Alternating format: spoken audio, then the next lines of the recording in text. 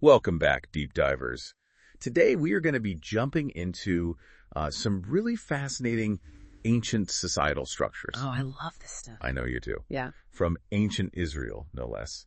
So get ready, because we're going to crack open the book of Leviticus, chapter 25, and discover the world of Sabbath years and Jubilee years. These practices offer a really unique perspective on social and economic balance. Yeah. Imagine a society designed to, level the playing field every 50 years. That's exactly right. It was a total reset. That's the kind of thinking we're going to uncover today. Mm.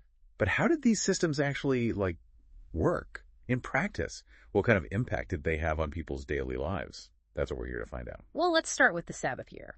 Every seventh year, the land was given a complete rest. Okay. No planting, no pruning, no harvesting. So it's just a total rest. Total rest, yeah. For the land to rejuvenate naturally. A whole year off from farming. I mean, that sounds like a pretty risky proposition for any society, especially an agricultural one. How did people survive without planting or harvesting for a whole year? Well, the text mentions that the harvest in the sixth year was supposed to be so abundant that it would provide enough food for 3 years. Oh, wow. Thanks to, divine blessings and all that. Okay, so they kind of had a built-in, buffer. Exactly, yeah. Yeah. A buffer to get them through the Sabbath year. Okay. So it wasn't just about resting the land. It was also about, trusting in a system where everyone had enough to eat, even during a year of, no active farming. Yeah.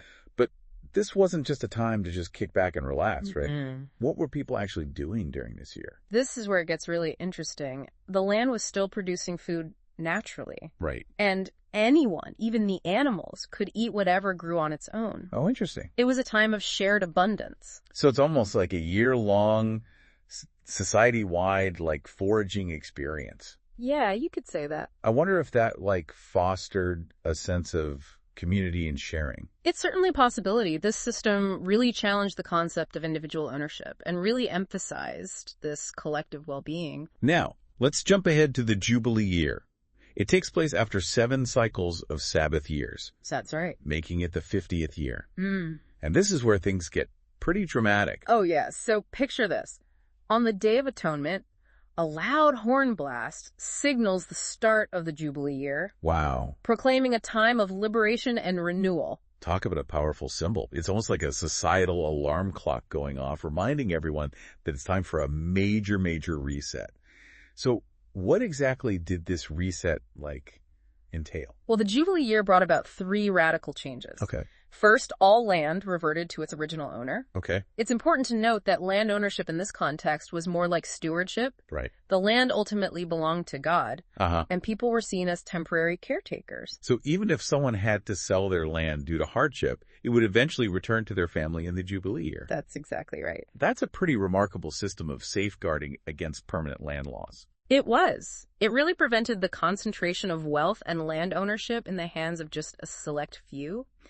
The second major change was the forgiveness of all debts. Wow. Imagine a world where every 50 years, the slate is wiped clean. I mean, that sounds amazing in theory, but wouldn't it create chaos and uncertainty in the economy? Well, it certainly presented logistical challenges, but the system was designed to prevent long-term poverty Okay. and ensure that everyone had a chance to regain their footing. This brings us to the third major change, the release of all those who had sold themselves into servitude. So even if someone had to sell themselves into servitude to pay off a debt, the Jubilee year offered them a path to freedom and return to their family. Precisely. It's like a built-in safety net for the most vulnerable members of society. The Jubilee year was a powerful expression of social justice, Yeah. ensuring that no one remained permanently trapped in poverty or servitude. It challenged the idea of fixed social hierarchies Wow. and emphasized the inherent worth and dignity of every individual. I'm starting to see how these systems work together to create a society that, at least in theory, was designed to promote balance and fairness. But it also raises some questions about the practicalities of implementing such a radical reset every 50 years. Yeah, it certainly was a complex system with its own set of challenges, but the core principles are pretty remarkable. Rest, restoration, and a chance for a fresh start. It makes you wonder how these practices were actually perceived by the people living through them. Was the Sabbath year seen as a blessing or a burden? And how did people prepare for the massive economic and social shifts of the Jubilee year? Those are great questions. Unfortunately, the text doesn't give us a ton of details about the the day-to-day experiences Oh. of those living under these laws, but we can speculate that there were probably, mixed reactions. Yeah, I can imagine some people embracing the opportunity for rest and communal sharing during the Sabbath year, while others might have worried about, potential food shortages or economic instability. Exactly. And the Jubilee year, while offering a chance for liberation and a fresh start, probably also brought about, its share of anxieties and disruptions. Imagine having to return land that had been in your family for generations, or having debts suddenly forgiven. It must have been a time of great upheaval, both positive and negative. Yeah, like a social experiment on a grand scale. Speaking of social experiments, let's dive into another fascinating aspect of these laws: the rules surrounding debt and servitude. This is where we see the tension between the ideals of social justice and the realities of a society that still permitted certain forms of servitude. Yeah, we briefly touched on this earlier, but I'd love to unpack it further.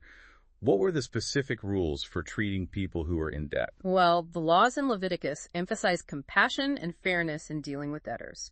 You weren't allowed to charge interest on loans to fellow Israelites, and you were forbidden from profiting from their hardship. So it wasn't like a modern-day loan with interest rates and penalties. Not at all. The focus was on helping the person get back on their feet, not exploiting their vulnerability. The text even compares treating a fellow Israelite in debt to treating a resident foreigner, urging kindness and support. It's interesting how the laws drew distinction between fellow Israelites and foreigners. What were the implications of that distinction? This is where things get a bit more complex. While the laws emphasized compassion and fairness within the Israelite community, they did allow for the perpetual enslavement of foreigners. So there was a two-tiered system of justice. Yes. And this is a crucial point to acknowledge. While these laws were striving for a more just and equitable society within their own community, they did so within a framework that still accepted the practice of slavery for those outside their group. It's a reminder that even systems designed with good intentions can have, inherent biases and limitations. It's important to examine these complexities and understand the historical context. While we can appreciate the efforts towards social justice within the Israelite community, we also have to grapple with the fact that it wasn't extended to everyone. Yeah, it raises important questions about the evolution of our understanding of human rights and the ongoing struggle to create a truly just and inclusive society for all. And it challenges us to examine our own assumptions and biases, ensuring that our pursuit of justice is not limited by our own social or cultural boundaries. This deep dive has certainly been thought-provoking. We've uncovered these ancient practices designed to promote balance, fairness, and even environmental sustainability.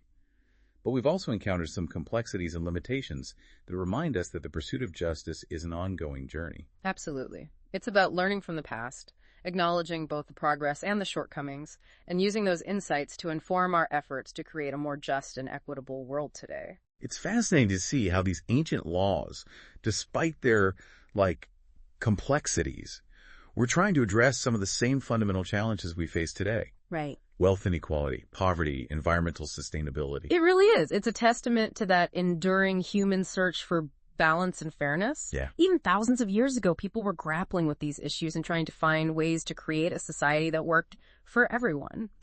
We've talked a lot about the, mechanics of these systems, but what about the underlying, philosophy behind it all? What can we learn from these ancient practices about how they viewed society and the role of individuals? One of the key takeaways, I think, is this emphasis on community and shared responsibility. Okay. The Sabbath year, with its focus on letting the land rest and sharing the natural bounty, it really fostered a sense of interdependence and collective well-being. It's almost like a built-in reminder that we're all connected to each other, to the land, to something larger than ourselves.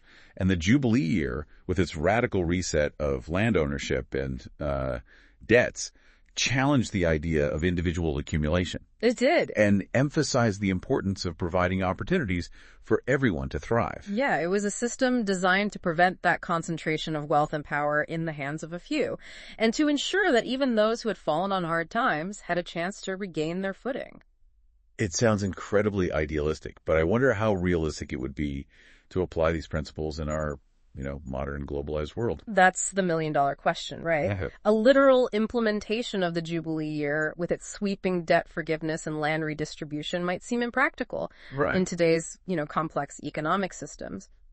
But the underlying principles, the idea of periodic resets, of ensuring opportunities for those struggling, of prioritizing the well-being of the entire community, those are ideas that are still incredibly relevant. So maybe it's not about copying these ancient practices exactly, but rather about, extracting the core values and finding ways to express them in a way that makes sense for, our current context. Exactly. Think about things like movements for debt relief, for a living wage, for affordable housing. These are all contemporary expressions of that same impulse toward fairness and social justice that we see reflected in, the laws of Leviticus.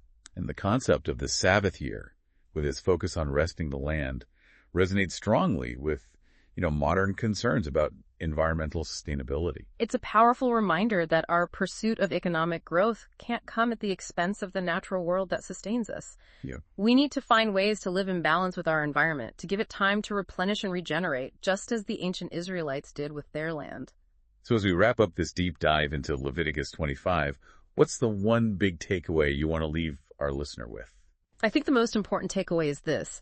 These ancient practices, despite their historical context and, complexities, offer us a profound vision of a society that prioritizes the well-being of all its members, that recognizes the interconnectedness of economic, social, and environmental health. Right. And that challenges us to think creatively about how we can create a more just and sustainable world. It's a vision that can inspire us, challenge us, and guide us as we navigate the complexities of the 21st century. It's a call to action, to keep questioning, keep exploring, and keep striving for a better future for all.